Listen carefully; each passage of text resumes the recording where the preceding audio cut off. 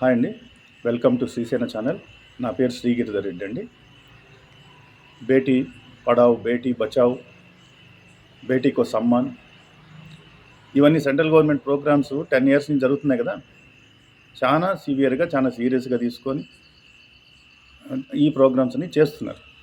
చాలా సిన్సియర్గా కూడా చేస్తున్నారు. ఇది కాయిన్కు ఒకవైపు. కాయిన్కు రెండో వైపు అవుతుంది. అమ్మాయిల మీద చేస్తే రేపులు, మర్డర్లు.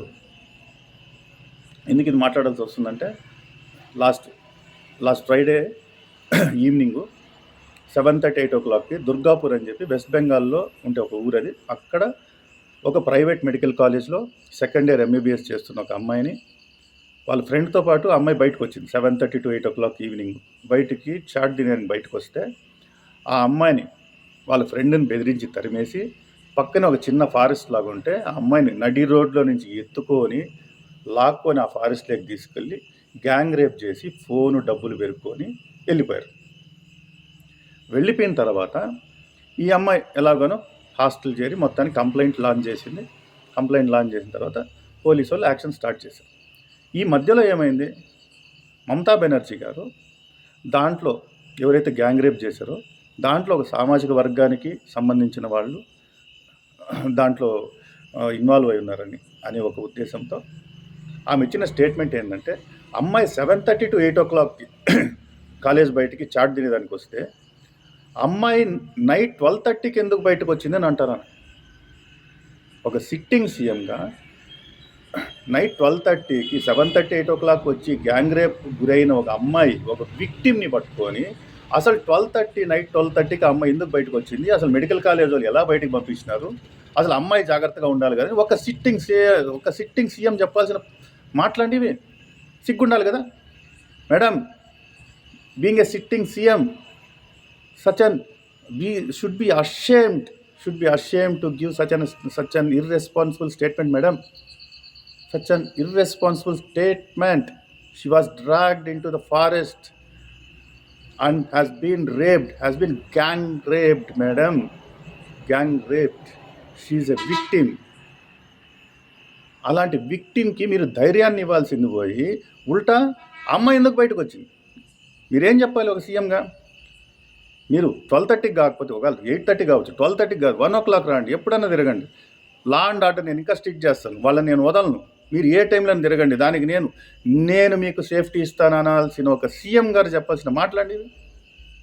ఒక సీఎం ఇంత బయాస్డ్గా మాట్లాడితే ఆ పోలీస్ డిపార్ట్మెంట్ ఎలా పనిచేస్తుందండి? పోలీస్ డిపార్ట్మెంట్ ఎలా పనిచేస్తుంది? కానీ వాళ్ళు మెచ్చుకోవచ్చు, వాళ్ళు సిన్సియర్గానే పనిచేస్తున్నారు. ఎందుకు? జనాల్లో ఎప్పుడైతే ఈ మమతా బెనర్జీ గారు ఈ స్టేట్మెంట్ ఇచ్చినారో బెంగాల్లో ఉండి మొత్తం తిరగబడేసినారు. మొత్తం తిరగబడిన తర్వాత మళ్ళీ స్టేట్మెంట్ మార్చి ఫుల్ యాక్టివ్ చేసినారు.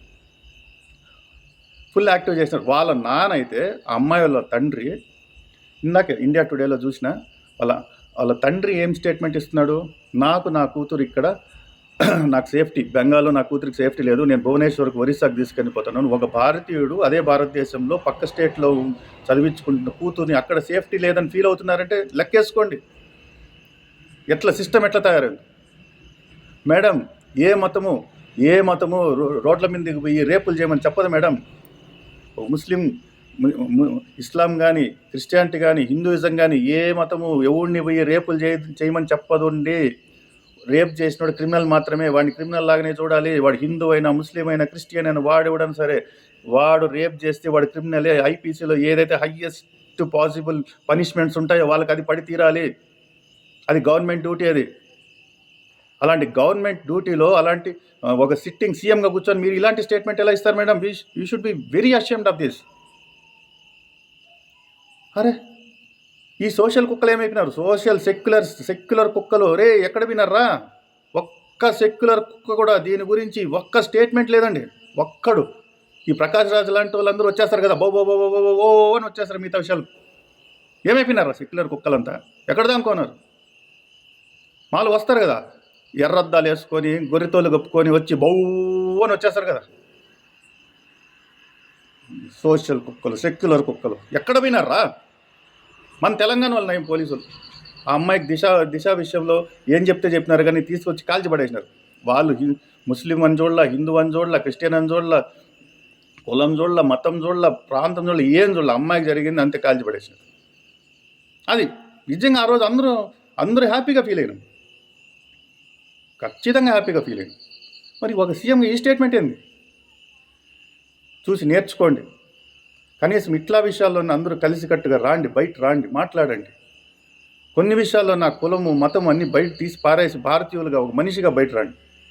రేపు పొద్దున్న ఎలక్షన్స్ జరుగుతున్నాయి, నెక్స్ట్ వస్తాయి, ఇంకొచ్చేటి ఎలక్షన్సే. ఆ రోజు ఇవన్నీ మైండ్లో పెట్టుకోండి. ఏ గవర్నమెంట్లో మీకు సేఫ్టీ ఉందో, సెక్యూరిటీ ఉందో, ఎక్కడ ఏది బాగుంటుందో అప్పుడు ఈ ఏలు, ఆ మిషను, ఆ బటన్ గుర్తుపెట్టుకోండి. అదే మిమ్మల్ని కాపాడేది. జై శ్రీరామ్.